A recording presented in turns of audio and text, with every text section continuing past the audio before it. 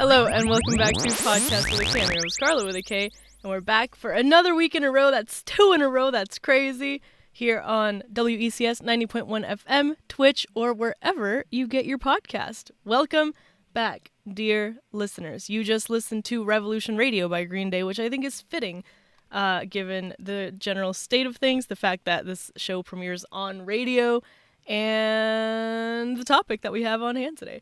I promised y'all another week, and I've been trying to talk about this for weeks, plural now. It was in my notes, and I didn't have, I think, enough that I wanted to say or enough that I thought would be impactful. But alas, it has happened. We are here, and now we only have left to discuss how to move forward. So, here's what's happening. Also, first of all, welcome back. Happy week. Hope everyone's doing great. Basically, what's on my mind currently is the essentially $9 billion that were rolled back by Congress on 18th of July, so, a few days ago, last week, whenever you're listening to this, in public media funding and foreign aid. What does this mean? Why does it matter? Well, this essentially means that all federal support is being cut for NPR, PBS, and member stations. You might think, I don't listen to NPR, I don't watch TV, how does this affect me? This affects you in a lot of ways, and a lot of ways that you might not consider. Just because you yourself personally are not listening to the radio or watching TV, that doesn't mean anything. Later on in the show, we will actually be talking about, something I learned, and I thought it was kind of ironic what the original topic of the show was going to be. I thought it was ironic that it came from a PBS website, and specifically from the North Carolina member station of PBS. What does this mean in general? Basically, this means that there are a lot of shows, there are a lot of programs, there are a lot of appearances, there's a lot of, marketing, there's a lot of outreach. Essentially, anything that costs money to make happen is being whittled down, is being put on hold, to the point where there have already been cancellations. Federal funding for NPR and PBS was only cut this heavily the 18th of July. Previously to this, there had already been show cancellations on PBS beforehand because of specific grants that had been cut. Specifically with PBS, I personally grew up a PBS kid. I grew up without cable, so if I wanted to watch kid-friendly television, it was either PBS during, the daytime hours when it was kids shows, or, whatever general knowledge or culture or science show was on after the news in the evening. Or, get lucky enough to catch the channel where, there were reruns from Disney on a Saturday morning. But essentially, since I grew up without cable, PBS was the only channel that I watched with kids programming. To this day, I cite knowledge that I learned on these cartoons. I learned about stalactites and stalagmites on PBS. I learned about dividing by zero from Cyber Chase on PBS, what a motherboard is, incidentally. Watching Zoom, I learned what Rube Goldberg machines were. Fetch with Ruff Ruffman taught me how to make gnocchi.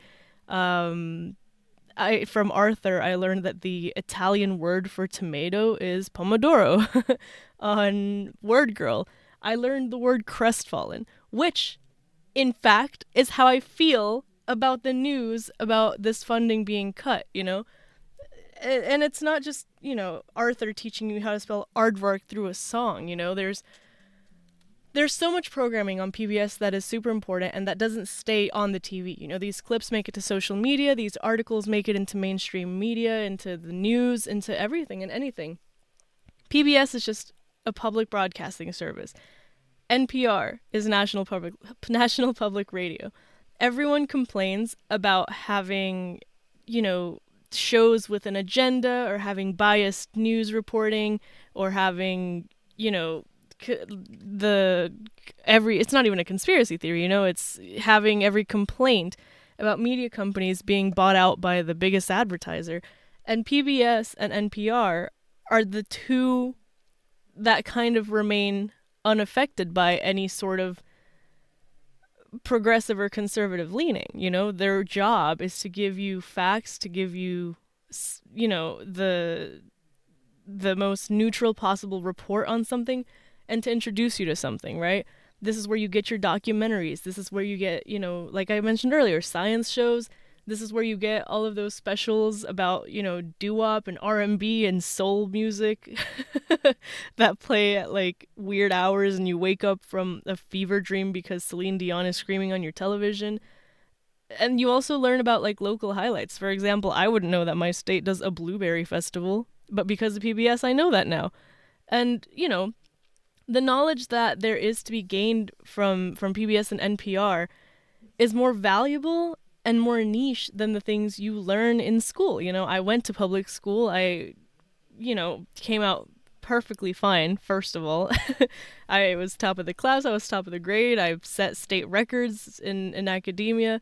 And, you know, that's me speaking for my personal school district. However, I know kids from other school districts or from private schools, or let me not even get into homeschool kids, right? Like, it's not a dig. It's the purpose and the point of PBS and of NPR, right? It's to serve as a supplemental form of education for things that you might not be learning in school, for things that you might not be learning from your pastor who doubles as your social studies teacher. It's meant to exist as a way to give you access to like the worldly knowledge that you need, right? Like everyone's like, oh, I'm never going to use the Pythagorean theorem. Yeah, probably. Maybe not. A Rube Goldberg machine teaches you chain reactions. You know, it teaches you that this affects that, that affects that, affects that, affects that, affects that, affects that, affects that. And that's the whole point. That's the whole purpose. You know, like that's why it exists. And, you know, the whole point is to give you, again, the facts and the news and general knowledge enrichment in the most like non-biased, non-agended way possible. From everything from, you know, a local festival in your state to learning about supernovas, right?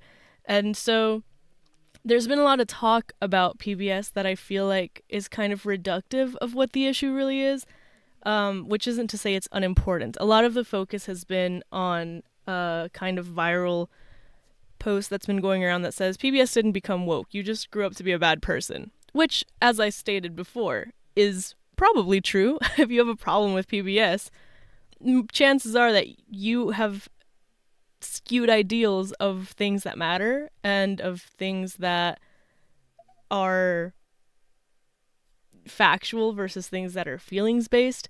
And that's, again, not a dig. It simply just is. There should be no way to be offended by facts, right? If I show you a water bottle and I'm like, this is a water bottle that is green with gray, black, white, and orange, that's an inarguable fact, right? But just because you saw it with the reflection of, you know, fluorescent lighting and you're like, oh no, that looks blue to me. It might, but it's green, you know? I put it under any other lights and it looks green. So that's that's a very, very basic example of PBS. But that is what it is. And like I said, already there have been shows that have been canceled due to grants being canceled, and I personally fear for what's going to get cut due to these cuts. Again, $9 billion is a lot of money. And so with these specific grants that have been cut, I think, at least on the kids channel, that's kind of what flagged me to this. Not that I'd be watching PBS Kids now at this grown age, but, you know, when I was a kid, I followed the Arthur social media account, and now I get whatever posts they make still to this day. I'm not going to unfollow Arthur. Are you crazy? But in the shows that was canceled was one called Molly of Denali, which features an Alaskan native, and it's the first show that has ever shown the life of an Alaskan native as a main character. This is a cartoon, by the way. It's not like a documentary. It's a fake character that lives in a fake city in Alaska with a fake life, right? It's a cartoon. But the whole point is the show teaches literacy skills, which clearly people are lacking, because if you find a way to be offended by PBS to the point where you support this retracting of funds, which again, it's about $9 billion. You might be lacking literacy skills. I'm not here to call you dumb. I'm not here to call you ignorant. You might just not be understanding what you're seeing, which, based on the comments section, seems to be the case a lot of the times. That's a different conversation. I kind of really want to do an episode of the podcast where I just read people's comments from Facebook and Instagram. It's a lot.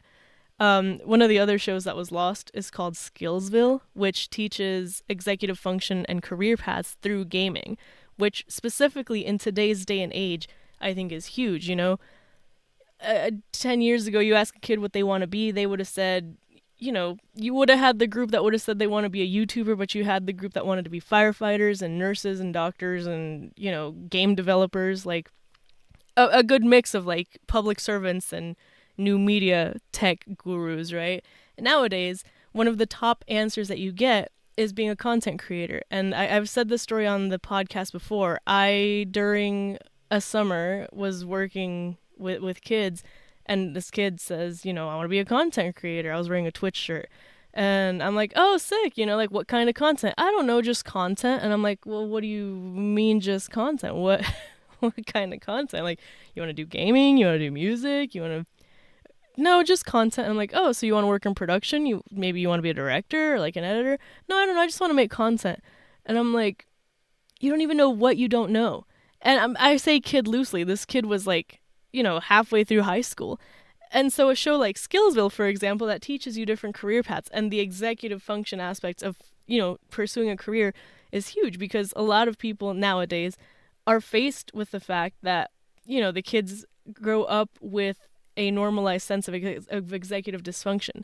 I remember having a conversation in a mixed age group type of conversation circle, and one of the younger folk said, of those of us that were older, I really just admire how, like, when something needs to be done, you just kind of like do it. Like, if I'm like, oh man, I should take out the trash, I'm like, yeah, I'll do that later, or I'll do that tomorrow, or I'll do that whenever. And you guys be like, oh, I forgot to take out the trash, BRB, I'm gonna go take out the trash. And I'm like, well, yeah, you have to do that. And so a show like this is kind of invaluable in a world where that is such like a missing skill, And what sucks about it is that, like, it doesn't necessarily just end there. It's also a lot of like life lessons. For example, that same show Skillsville, this isn't even something I noticed, picked up on, or would have ever cared about if this weren't the world we lived in, and this wasn't mentioned specifically in the Wikipedia for it, because I did look it up. Like, I had seen the show, like, channel surfing, right? But one of the first things that the Wikipedia mentions is that the series centers around 3 racially diverse children, blah, blah, blah, blah, blah, blah, blah. Which is not something that is even kind of put in your face about this show. Again, this show is about, kids doing things and finding jobs and being gamers, right? But whenever you break down the characters list, you have one character who's into racing. She doesn't walk. She uses a wheelchair. You have a character who is voiced by a, I think, Canadian voice actress named Nisei Isen, named Cora.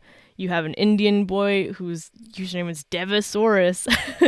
You have a character that's a mom. You have a character with, whatever. Not the point. The point is that, like, the Wikipedia breaks this down into, like, the characters' identities, and I'm sitting here telling you about why the show is important, and that's, like, the last thing I even thought to mention. This show is about, doing things that need to be done and different job paths that you can pursue. So, it's geared towards, like, the older range of these kids, and this show was only 15 episodes long, so for a show like that to be canceled is crazy. And that's not the only thing that's being faced, right? With this federal funding being cut, one of the biggest issues is that it doesn't necessarily affect as heavily the big national stations, because those have other sources of money. Ironically enough, this whole situation is happening because the vote was pushed through by the Republican Party. the areas that are most affected by this are rural areas in generally Republican areas. So who is the group of people suffering, quote unquote, who is the group of people the most affected by this ruling, right? The very same people that voted for it. And, you have half of the people saying, good, these shows are too woke. However, there's the other half that, isn't even watching these kids shows, right? It's just the news. It's like I said, it's the most unbiased possible form of news media that you could get. And these are the people who are cutting themselves off, right? Cutting people who look like them, people who they claim to represent, off from having access to this sort of knowledge and this sort of media. So for me, what this looks like, and call me a crazy conspiracist if you want, I truly don't think it's that severe, and I don't think it's that hard to tell. It seems like these are the groups of people being cut off on purpose. And I'm not the first person to say that. I'm not the first person to say that out loud in public about this issue, about any issue. There have been so many different forms of fiction media that reflect upon this concept, right? I've told you a lot about that fiction podcast Blackout by Rami Malek, which, to be fair, I didn't finish listening to, but the first season, spoiler alert, tune back in at the half-hour mark. All right, y'all gone good, great. The podcast is about just like a sudden communication blackout, no phones, no internet, no texting, no nothing, right? The only way to get a message out is through radio, because radio operates completely differently and isn't something that can be as easily cut off. It doesn't necessarily need very much of anything, just a transmitter and some sort of a generator, some sort of a battery. And, at the end of the season, you find out that the government cut off major cities, or, the areas around major cities on purpose. Why? Why would they do this? I don't know. I didn't finish watching it, but or listening to it. But there's a lot of media out there that's like, what would happen if a group of people was deliberately cut off from the grid, cut off from society? And you see this a lot in zombie stories. You see this a lot in post-apocalyptic stuff, in, things with natural disasters. And, we're kind of seeing that on a very small scale right now. And it wasn't any sort of these world-ending situations that caused it to happen. It's literally just the funding is being taken away from the access to unbiased news. And now what? That's the fallout that we're going to have to deal with in the future, especially because, again, these are already rural areas, right? So either these people have cable or they don't, and they got to deal with whatever channel it is that they get, So if they get, if they happen to get CNN, their views are going to skew a certain way. If they're able to get Fox, their views are going to skew a different way. And that's, the two big buzzwords. Like I've said a lot in my city, it's funny, Fox is probably the most neutral. It's probably the most neutral news station we have, like my local Fox station is. Our local CBS station is a completely different story.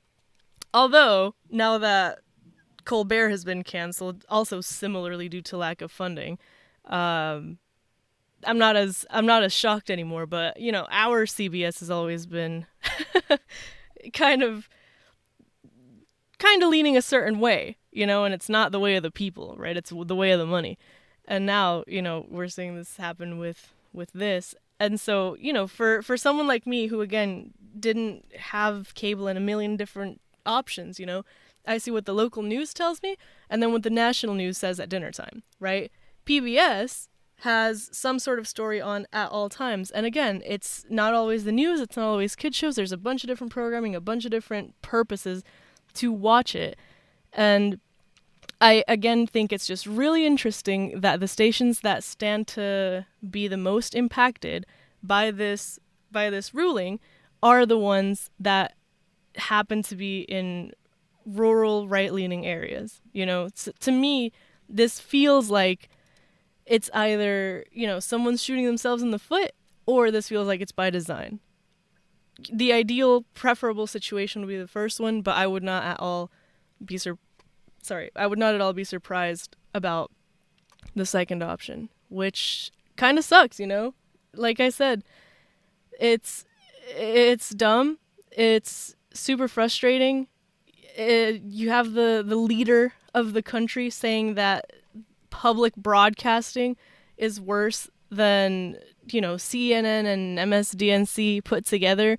So, you're comparing public broadcasting to a station that tends to very publicly lean a certain way and have a certain agenda in the stories that they choose to tell and how they choose to tell them. It, of course, is going to sway people who don't necessarily... I don't even want to, lean the way of, offense, right? I'm not going to say people who don't have a backbone, right? People who don't have a brain. People who don't know. I think that's the problem, right? I feel like it's been so easy to target the people who are very vocally and deliberately and purposefully straight up just evil. The people that don't get spoken about enough are the people who are unknowingly ignorant to the issues and the reasons for things that happen in the country, in the world, in any of these situations, right? Not everyone reads the news. Not everyone knows that they need to read the news. Not everyone cares about reading the news. And a lot of people, indifferent, cut off, they live their life, none of this affects them until it does, right? And so, I think the point of things like this, where it's kind of a weird, non-major issue, but still an issue, is that, you don't know what that ripple effect will be, Rube Goldberg machines. Without PBS, I can tell you I wouldn't know as much as I know now, right? I can tell you my classmates, my peers now, my coworkers, anyone who knows the least bit of Spanish to help somebody out, right? Without PBS, they wouldn't have seen Maya and Miguel. They would have not known Biblioteca. There's so many weird little small specific cases of this that I don't think any of us consider. I racked my brain, right? And I gave you my list. I wrote down this list of things that I could remember what show I learned them from on PBS, right? So Stalactites, Dividing by Zero, Motherboards, Rube Goldberg Machine, Gnocchi, Tomato, Crestfallen, Aardvark. Doo-wop music, cooking shows. I gave you 10 examples of things that I learned specifically from a PBS show that I didn't learn in a classroom, right? And that's, my angle for PBS and for public broadcasting and for NPR is that you stand to learn so much, right? The opposition, right? The side that was we should cut PBS, the president himself saying it's too woke. Again, didn't become woke. It's always been the same. You grew up to be a bad person, right? It's not about, sticking to the status quo or being normal. There is simply fact, there is feelings, and there's being a bad person. That's what it is. And, it kind of makes sense. I also saw this quote floating around a lot, people using it in reference to this situation of one of Mr. Rogers' most famous quotes. Mr. Rogers, of course, being one of the most famous characters to have come from PBS, where he said that there are 3 ways to ultimate success. The first way is to be kind, the second way is to be kind, and the third way is to be kind, right? So from where I'm standing, if telling you to be kind is being woke and that merits scrutiny and cancellation, it's kind of clear to see who the bad guy is, right? But, I digress. This is one very, in the grand scheme of things, this is one very small pocket of a lot of issues. Like I said, in other episodes, I could dedicate this entire podcast to breaking down politics and policy for anyone that doesn't care or isn't interested in it enough to research it themselves and just wants, the summaries and the answers, said directly to you. I could do that. I don't want to spend my entire life having to do that. It's frustrating, but it does affect you in more ways than you think, right? This is again just one corner of things that are being cut, funding that's being cut. My best friend from high school was luckily she managed to obviously bounce back 'cause she's a baller, but she's a scientist. She's a doctoral candidate. She's doing amazing, great, big, important things. Her research is going towards how contaminants in our environment and in the water affect us and our lives. Her current research for the summer was about how contaminants in the water affect childhood obesity and underweight newborns. How that affects the mother and how that affects the kid, how that affects the kid growing up, etc. And that was dependent on one of the grants that was cut, similarly to the grant that was specifically for, Molly of Denali. My best friend lost her job because her grant's funding for really important research got cut. So again, this isn't an arbitrary thing, it's not politics. Politics is not a foreign concept. It's not an arbitrary concept. It's not just a word that gets thrown around. Politics and policy affects you and your life as a person that lives in that country under that rule. And because every country in the world, every place in the world, except for, those super private islands that are off limits, otherwise the natives will shoot you down, which, as they should. Other than those places, even they have their rules and policy. And, that's why they do that. Everything affects you in some way, shape, or form. It could have been that my friend just liked being in a lab, and now her job is gone because whatever. Luckily, my friend is one of those people who's very smart and cares a lot, so she's up and aware of everything. But the people that she's told me about that she works with, there are some of those people that act like the people that I was mentioning earlier, who they claim they don't care about politics, they don't want to be involved in any of it. Those same people in that same lab, depending on that same grant, they're out of a job too. Not caring about politics did not do them any favors, right? So all this to say, things matter, care about things, be kind. We reached our halfway point. Let's take a song break. Let's listen to, very fittingly, Televised by HUNNY, and we'll be right back. Thank y'all for sticking with me through the first half of the show.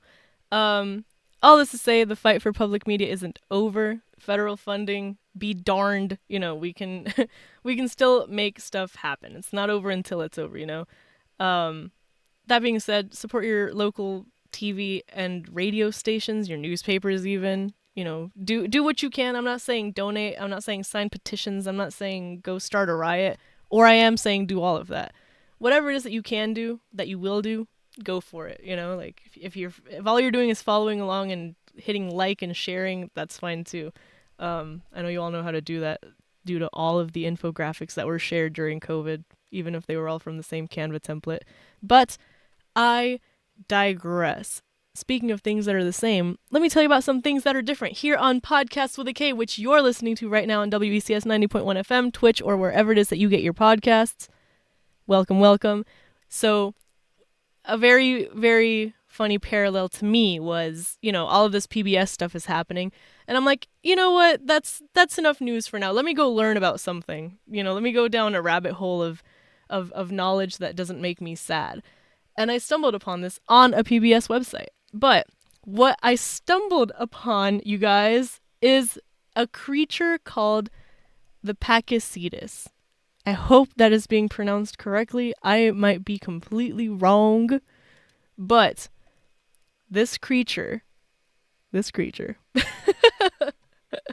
I'm very excited about because it is the ancestor of the whale. And we tested this format out last time. I'm going to test it out again today, in which I try to show you something on video if you're watching the video version of the podcast, or on audio if you're just listening. I have a 3-minute clip about the pakicetus from PBS, so here is that.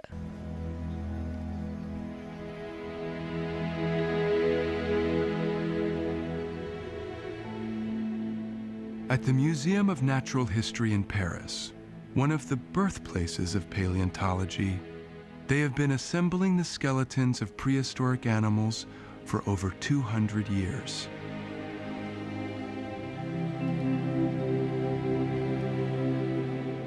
They now have one of the few complete reconstructions of the extraordinary whale ancestor, pakicetus. You see, it's a quadrupedal animal with forelimb and hind limbs. It means that this animal was definitely partly terrestrial. I am Christian Demuson. I'm a paleontologist working at the Natural History Museum in Paris. And obviously it's quite a strange animal, very small, doesn't weigh looking at all. It more looks like a dog with a long snout. Pakicetus is one of the strangest surprises of evolution. A whale ancestor that looks like a small wolf with webbed feet for swimming. The key thing about it is it has elongated finger and toe bones, so clearly it's already semi-aquatic.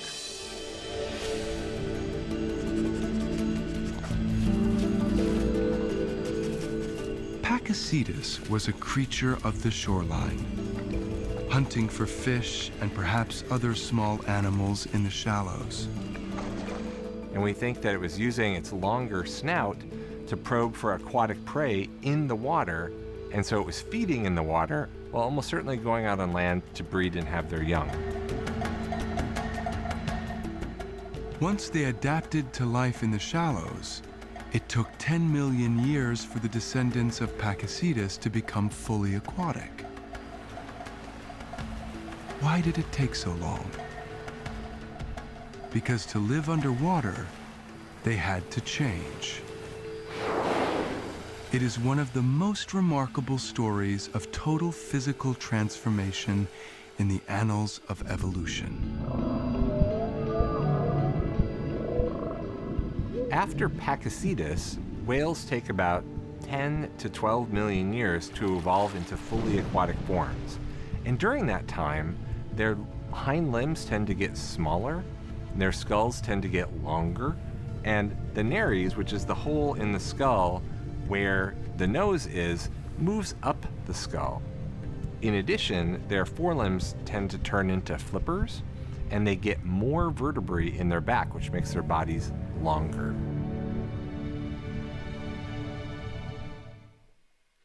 So, that inspired my rabbit hole, which, by the way, nares sounds like nariz, which is the Spanish word for nose. So, I went down this rabbit hole because, similarly to Abby in the chat, evolution is kind of scary. It's kind of weird. I don't understand how this happens, because if you're telling me to believe that some weird tadpole fish creature, eventually evolved onto land, became a weird semi-aquatic dog, and then went back into the ocean and evolved into a whale, I would have told you were crazy. However, I then read it, so I can't tell you that you're crazy, because if someone wrote it in a peer-reviewed journal with a bunch of evidence, then how could it be a lie? So, obviously, the best way to deep dive on this is to go to Wikipedia, which lists all of its sources, and I'm so glad it does, because I'm not joking. I spent like an entire evening researching this feverishly, like if I had a report due tomorrow. Pakicetus means, etymologically, whale from Pakistan, which means that this creature was endemic to the Indian subcontinent. And so this means that is where whales are from, in a very, very long story short. Its closest living relative is the hippo, which you all know I hate. Worst creature ever. Evil, attacks for sport despite being a herbivore. Hate it. Worst animal. Terrible animal. Hate that animal. But Pakicetus itself is thought to have been between 3 and 6 feet in length. So about the size of a dog, which is crazy. Its bone structure does kind of mimic that. I think it looks kind of like a weird long greyhound type of situation, like a long pudgy greyhound. And it had, dog-like creatures, including like the teeth, the neck, the tail, and I am so fascinated with this because the depictions of it look bizarre. Again, it's like if you took a greyhound made out of Play-Doh and then you just like squashed him and elongated him and then put a bunch of weird hair on it. That being said, I don't love the comparison to hippos because, like I said, I hate hippos. But they do believe that Pakicetus itself was pescatarian, so it ate mostly fish or other small ocean meat. But due to different evolutionary traits, such as the teeth, they believe that it indicates that the Pakicetus, although itself was not a herbivore or an omnivore, had herbivorous and omnivorous ancestors, which I think is very cool. Of course, this then led me to wonder, that's all good and well about how, it was semi-aquatic and it lived on land and in the ocean and it decided to evolve into a whale. How did it get so large? This thing used to be dog-shaped and now it's a blue whale. How does that happen? And so then I went on another rabbit hole about deep sea gigantism. Deep sea gigantism is the tendency of deep sea dwelling animals to grow larger than, their shallow or terrestrial counterparts.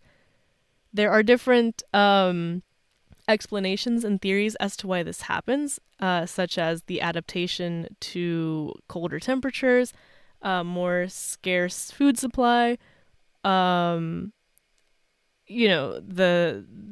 lack of necessity to be small to escape prey, as well as dissolved oxygen concentrations. And so then I wanted to know more about that. And I really, really hope that this is as interesting to y'all as it was to me, because I was hooked. I read every single word of this Wikipedia and all of the related, sub Wikipedias. I'm telling you, I clicked on every single other example of this. So to give you context for deep sea gigantism, I think the easiest one is the giant squid that we all know and love, which it exists, which is, up to 12 meters, so about 36 feet large. 36 feet is a lot. In case you're wondering what 36 feet looks like, it is, a woman in America's average height is about 5'4". So if you stack 7 women on top of each other, that's the size of a giant squid. A giant squid is 7 me's tall, which is crazy. But there are other examples of this. So there is the big red jellyfish, the giant isopod, which we will be talking about in a second because that guy is creepy. The giant ostracod, which is a weird shrimp that looks like 2 cherries connected to a creature. The giant sea spider, we will also be talking about that, terrifying. The giant amphipod, which is it looks like a bug, which makes me think of the isopod. The Japanese spider crab, which you'll know if you're an internet kid and you follow memes. The giant oarfish, which is kind of like a gar, but just really weird and really long. I'm talking long. I'm talking giant oarfish can be up into, I believe... Hold on, I lost my notes. They're very long. I will tell you as soon as I scroll to it. Yes. About 7 to 8 meters, so about 25 feet. Deepwater stingray, which I didn't think stingrays could be so huge. I didn't even know there were deepwater stingray. The 7-armed octopus, which does have 8 arms, it's just that one of them is curled up and weird. And of course, all of the weird, crazy squids that exist. Before we get into... Actually, no, we're already here. So, deepwater stingray itself can get up to 9 feet in length, which is crazy, and 5 feet across. So, again, that's like a person long and then 2 people wide, or vice versa. I learned about sea spiders. Didn't love that. Sea spiders are weird sea creatures with too many legs. They're not actually spiders. They're just a weird creature with too many legs. It's not exactly an octopus because it's weird and bony and I hate it. Giant isopod look like roly-polies, but huge. These look like all of the prehistoric, pictures you've ever seen of I don't know, dude, the little tiny creatures that go viral every few months because they live on, dust mites, those creatures. Or like I said, roly-polies, anything that is that shaped, okay? Imagine that, but imagine that being a foot long. Imagine you being able to hold that like I don't know, like a basketball. Crazy, terrifying, hate it. And don't think these are just cute giant roly-polies. No. these things are carnivorous. There was a Shark Week episode where one of these was eating a live shark because it happened to be too close, and it like grabbed onto it and just started like gnawing on it.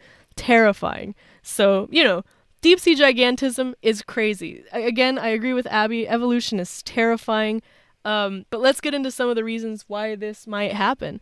Okay, so I said there were 4 theories as to why, right? Lower temperature, with crustaceans specifically, the lower temperature can serve as an explanation to the size, in that with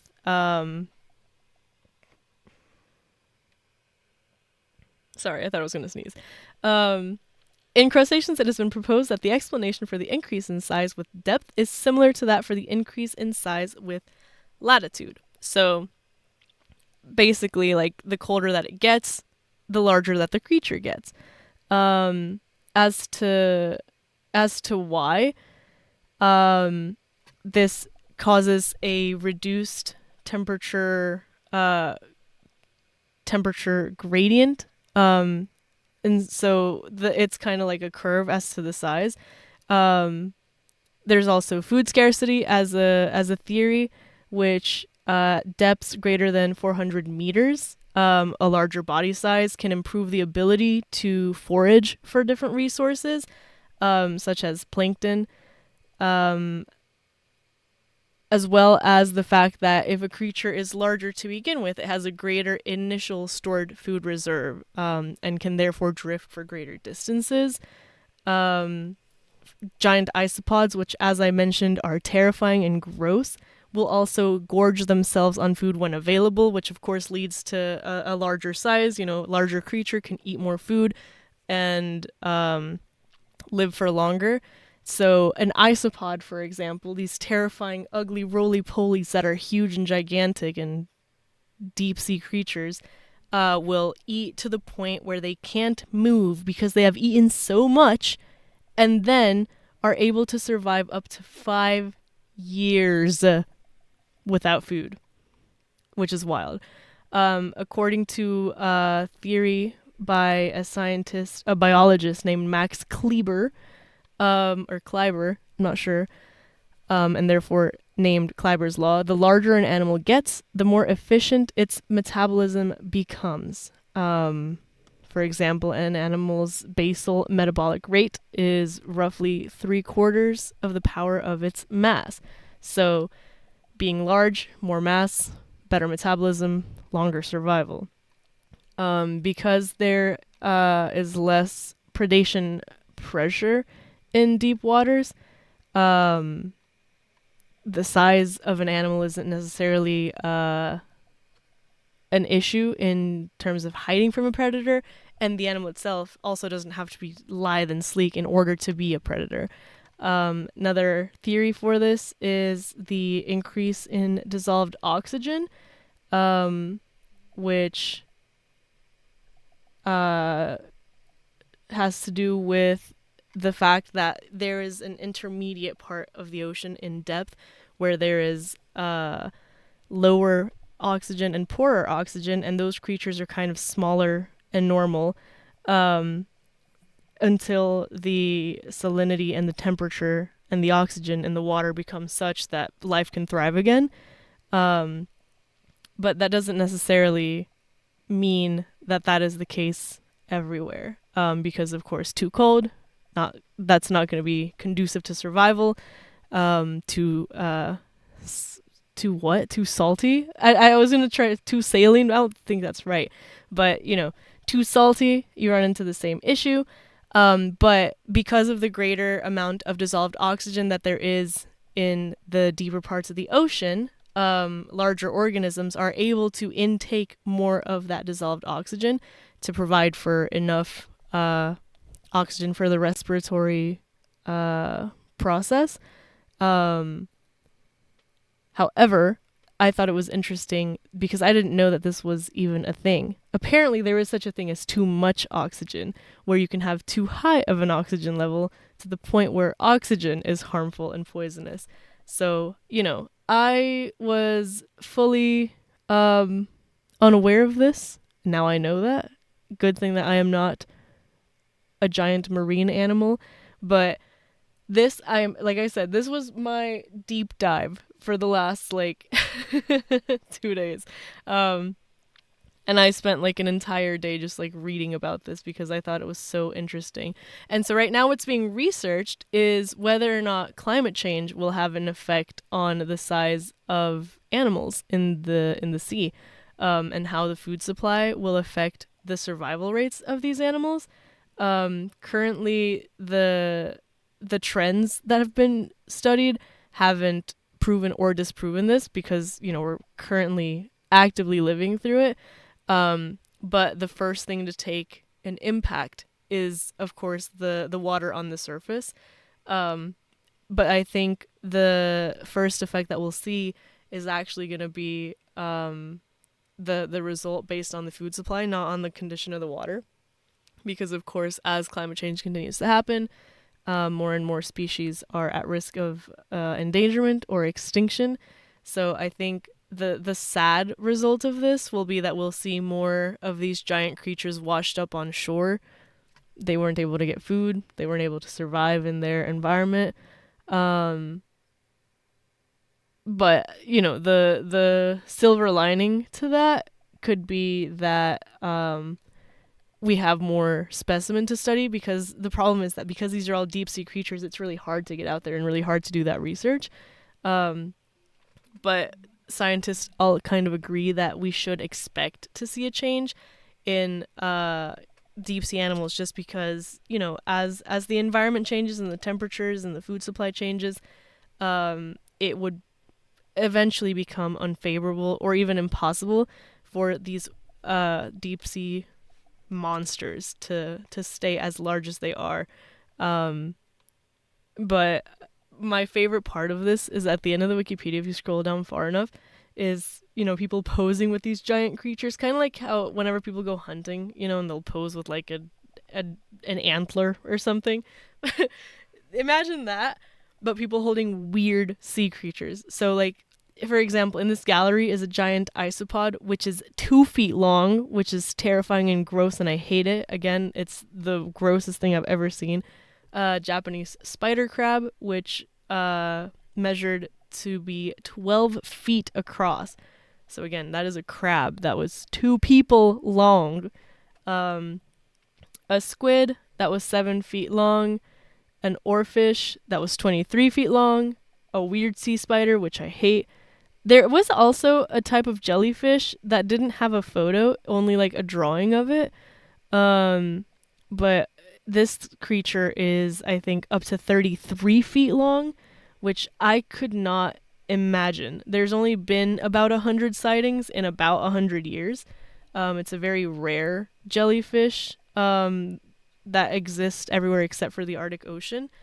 And even the Monterey Bay Aquarium Research Institute's underwater vehicles have only seen it about 27 times in about 27 years. So it's kind of like a super reclusive type of creature that only appears every now and then. And I thought it was so weird that it's so rare to the point where, there's not even a lot of footage of it.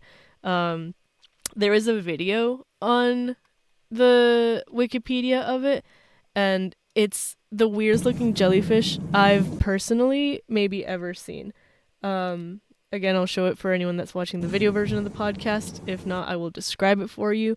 But rather than being like your stereotypical jellyfish with a dome and a bunch of tentacles, I don't know how else to describe it. It looks like a giant slice of like ham or turkey or roast beef. And it's not like, jellyfishing where it's going like blah, blah, blah, blah, blah, and like, doing that motion. It's just kind of like floating along. And it's just kind of chilling, It's just kind of living and vibing. And it's such a large creature that it's so... To be fair, of course, the ocean is large.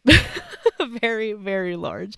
I just find it so interesting that it's possible for a creature this enormous, again, 33 feet, to be able to hide so well, It's not fully known if it's a rare animal or if they just don't be out here. But again, 100 sightings in 100 years is wild. And of that 100 sightings, 27 of them belong to the Monterey Bay Aquarium Research Institute. But that's wild. So, like I said, I went through this absolute insane rabbit hole of researching so that y'all don't have to. But as our time here draws to a close, I want to say thank y'all so much for listening to the podcast. You're listening to PodKast with a K, and I'm your host, Carla with a K. Signing off, I now return you to WECS 90.1 FM or Twitch or whatever podcast platform you're listening to this on. And I will see you guys next week with new nonsense and a new guest. I have an interview lined up. We're recording tomorrow. It's going to be very fun, very exciting. So we won't be recording live, but we will be taking your feedback live. And of course, all of the feedback on recorded episodes is fun and used for the next appearance. As you all know, we have repeat guests here often, especially whenever y'all like them as much as I do. So stay tuned, stick around for that. You can follow us on all podcast platforms at podcast, on all social media platforms at podcast with a K, except for Twitter, where we are podcast XK. I think we sign off with, since our final topic was about pakicetus, the whale dog, we're going to be signing off with one of my favorite songs, Killer Whales by Smallpools. Please enjoy and have a good week.